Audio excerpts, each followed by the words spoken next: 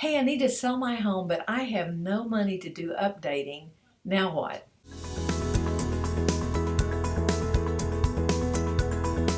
We're going to talk a little bit today about, do you have to update your home to actually get it sold?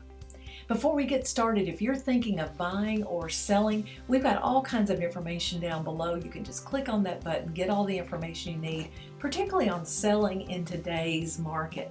So you're thinking of doing that. You do want to sell your home, but gosh, you know, I've lived there since 1990s. It still looks like 1990s. What do I do?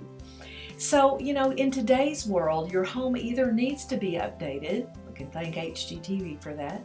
Your home either needs to be updated, or we're going to have to price it maybe a little below the market to compensate for the fact that it doesn't have those updates. So one of the options is maybe to offer an allowance. So how does that work? And some good choices would be, first of all, if you're going to offer a specific allowance, I suggest, let's take carpet for example. You're going to offer carpet. I would go get one of those boards that has all the carpet samples on there. Maybe stand that up in your house with a copy of the actual quote it will take to do that work, and maybe offer that visually as an allowance in your house rather than just telling people. People like to be able to reach out and touch and feel something, so it's really good to have a sample there in the house. Maybe you can offer to do painting or something. You might offer, again, per your contract and what you're allowed to do by your lender. There may be some work that could be done after the contract closes. Now there is I guess a downside to offering an allowance, because many people don't have the vision. They just want to walk in, plop down, and start living. And if your house isn't plop downable, they're not interested. And that's tough because sometimes people just don't have the vision. But if you don't have the money, offering allowance is a great way, but I highly suggest you go ahead and have some visual there in the house that they can look at, feel, and touch. Maybe you're going to put granite countertops in.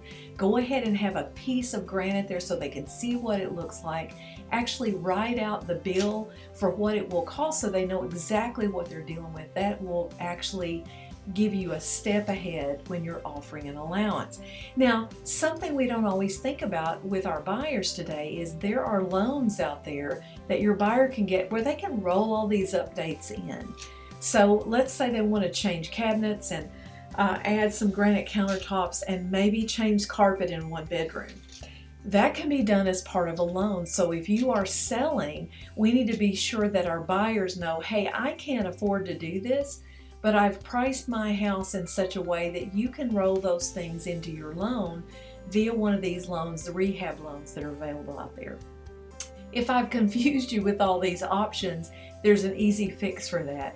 If you're selling and you want to know, how do I sell without rehabbing all these things, just reach out and contact me, Charlotte at charlottemabreyteam.com. Or if you're buying, you're like, what's that rehab loan thing?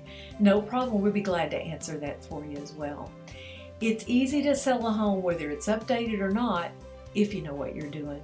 Thanks for watching our video blog today. We'll see you back next time.